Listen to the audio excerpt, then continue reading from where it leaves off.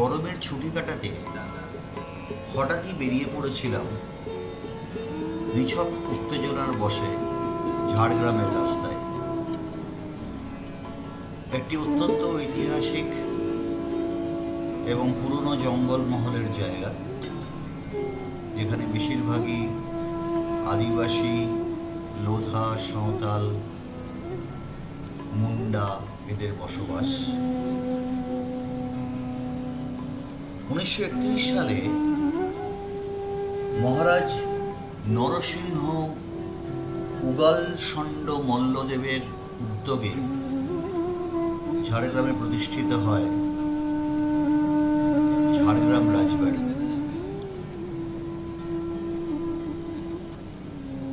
1948 সালে বিশিষ্ট স্বাধীনতা সংগ্রামী আমার বাবার দাদু এবং দিদিমা চুনিলাল সেনগুপ্ত এবং সরজুবালা সেনগুপ্ত এনাদের বিশেষ অনুরোধে ঝাড়গ্রামের মহারাজ ওনাদের পুনর্বাসনের জন্য কর্মকুটির নামক জায়গায় 16 বিঘা জমি প্রদান করেন। পরবর্তী সময়ে আমার বাবা যখন বর্ধমানে এসে বসবাস শুরু করেন, তখন আমার ঠাকুমার কাছ থেকে এই জমি এবং বাড়ি কিনে নেন প্রণব কুমার জানা নামক এক ব্যক্তি। সেই বাড়িটি এখনো আছে।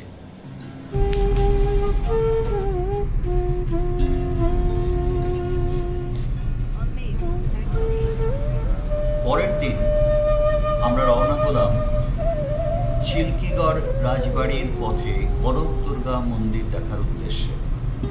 চিল্কিগড় রাজবাড়ি আজ বেশিরভাগটাই ধ্বংসাবশেষ।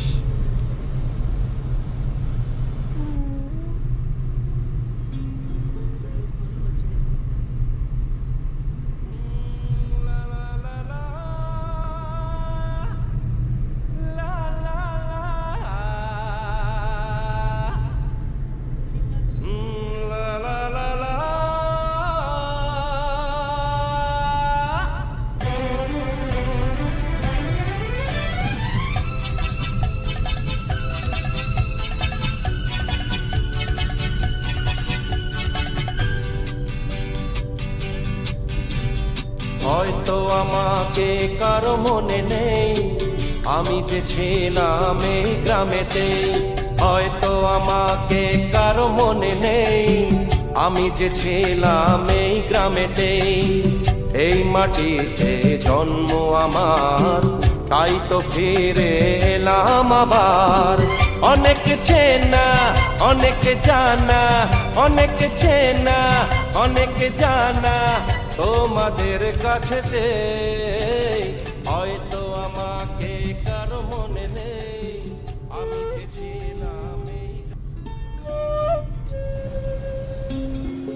ঝাড়গ্রাম রাজবাড়ি 1931 সালে প্রতিষ্ঠিত